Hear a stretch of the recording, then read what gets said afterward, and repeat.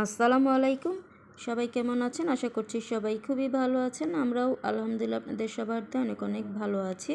তো আজকের ভিডিওটা আমি বিকেল থেকেই শুরু করতেছি।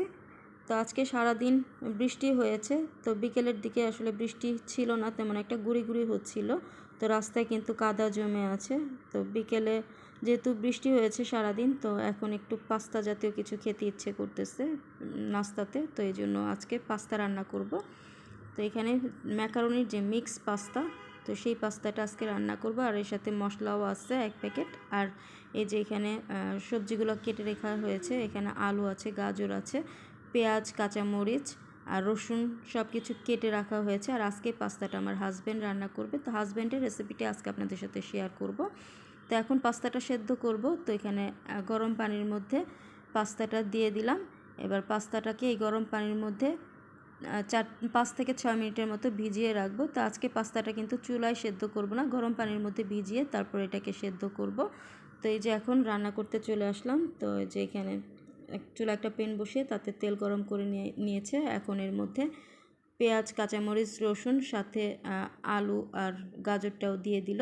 আর সবজিটা কিন্তু আপনারা আপনাদের পছন্দ মতো যে কোনো সবজি দিয়ে কিন্তু এই পাস্তাটা করতে পারেন, খেতে কিন্তু খুবই ভালো লাগে। আর এই যে এখানে প্রায় 6 মিনিট পর পাস্তাটাকে নামিয়ে নেওয়া হয়েছে, পানিটাকে ছেঁকে নিয়েছি। তো নুডলসটা কিন্তু হালকা সেদ্ধ হয়েছে। আর এই যে এদিকে সবজির মধ্যে একটু লবণ দিয়ে দিলাম, দিয়ে এবার সবজিটাকে ভালো মতো কিছু সময় ভেজে নিতে হবে। তো এই যেখানে সবজিটা কিন্তু ভালো করে ভাজা হয়ে গেছে। তো এর সাথে যে পাস্তাটাকে পানি ঝরিয়ে রেখেছিলাম, তো সেই পাস্তাটা দিয়ে দিলাম। এবার পাস্তাটাকে সবজিটার সাথে ভালো করে নেড়ে চেড়ে মিশিয়ে দিচ্ছে। তো এই পর্যায়ে পাস্তাটাকে কিন্তু একটু ভালোভাবে ভাজতে হবে, কারণ পাস্তাটা যেহেতু পুরোপুরি সেদ্ধ করা হয়নি, আধা সেদ্ধ করা, তো এই জন্য একটু বেশি সময় ধরে পাস্তাটাকে ভেজে নিতে হবে। তো এখন এর মধ্যে আমি একটা ডিম দিয়ে দিলাম। এবার ডিমটাকে পাস্তাটার সাথে ভালো করে নেড়ে চেড়ে মিশিয়ে দিতে হবে।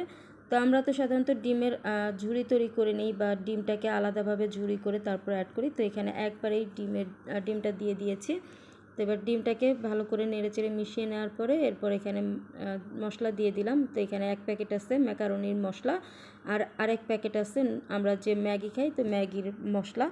তো 2 প্যাকেট মশলা দিয়েছি এখানে, দিয়ে এখন এর মধ্যে হাফ চামচের মতো সয়া সসও দিয়ে দিয়েছি। এবার এটাকে ভালো করে একটু ভাজা ভাজা করে নিতে হবে।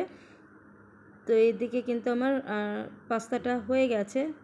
তো যেহেতু পাস্তাটা একটু আধা সেদ্ধ করেছিলাম, তো এটাকে ভাজতে কিন্তু একটু সময় লাগবে।